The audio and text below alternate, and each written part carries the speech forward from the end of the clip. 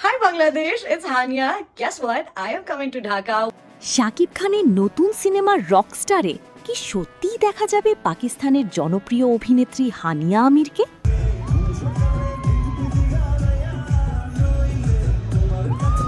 এই একটি খবরেই এখন সোশ্যাল মিডিয়ায় তুমুল ঝড় উঠেছে। কয়েকদিন ধরেই ফেসবুক, ইউটিউব আর টিকটকে ছড়িয়ে পড়েছে একটি খবর। শাকিব খানের আপকামিং সিনেমার রকস্টারে নাকি অভিনয় করবেন পাকিস্তানি অভিনেত্রী হানিয়া আমির। খবরটি ভাইরাল হওয়ার পর থেকেই ভক্তদের মধ্যে শুরু হয়েছে ব্যাপক আলোচনা।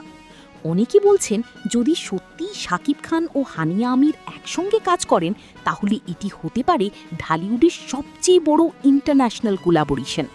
কিন্তু এখানেই শেষ নয়। সবচেয়ে অবাক করা বিষয় হলো, এই গুঞ্জন নিয়ে অবশেষে মুখ খুলেছেন সিনেমাটির পরিচালক আজমান রুশো।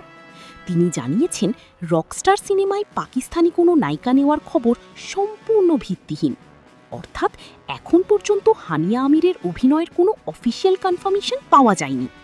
এরপর যা হলো, সোশ্যাল মিডিয়ায় আবারও শুরু হয়েছে নতুন আলোচনা।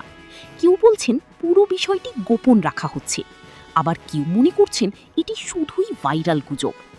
এদিকে রকস্টার সিনেমায় শাকিব খানের নতুন লুক ইতোমধ্যেই ভাইরাল হয়ে গেছে, আর সেই কারণেই সিনেমাটি নিয়ে দর্শকদের আগ্রহ দিন দিন আরও বাড়ছে।